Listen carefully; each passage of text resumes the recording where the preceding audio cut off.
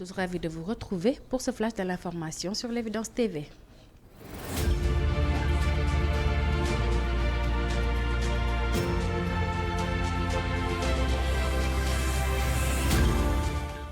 Question contre Pastef. Ousmane Sonko remercie Jean-Luc Mélenchon pour son soutien.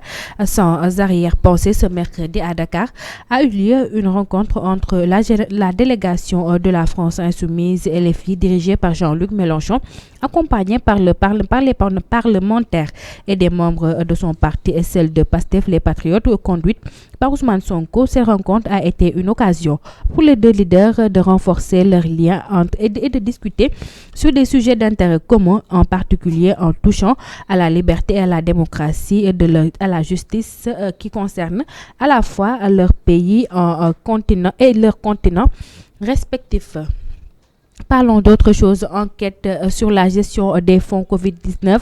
Le ministre de la Justice informe que le président Bassirou Diomaye Faye à Dakar, le garde des Sceaux, ministre de la Justice Ousmane Diagne a pris parole ce mercredi 15 mai lors du Conseil des ministres pour évoquer l'avancement du dossier judiciaire concernant les irrégularités révélées par la Cour des comptes dans la gestion du fonds de riposte et de solidarité contre les effets de la COVID-19. Ce rapport publié en fin 2022, le procureur de la République, Amady Diouf, a annoncé l'ouverture d'enquêtes pour des cas présumés de corruption et d'abus de fonction.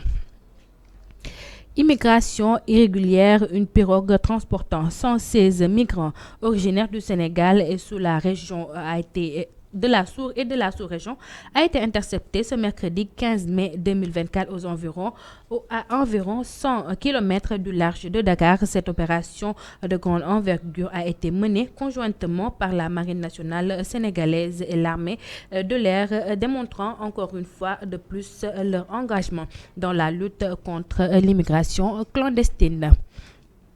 Terminons par l'actualité sportive. Pape Matar Sarr, l'international sénégalais, prolonge avec Tottenham jusqu'à 2030. L'avenir de la star sénégalaise du football brille de plus en plus fort. Recruté par Tottenham en août 2024, l'international a été prêté à Metz avant de voir son contrat étendu récemment jusqu'en 2030. Cette décision reflète la satisfaction du club vis-à-vis des performances remarquables du joueur.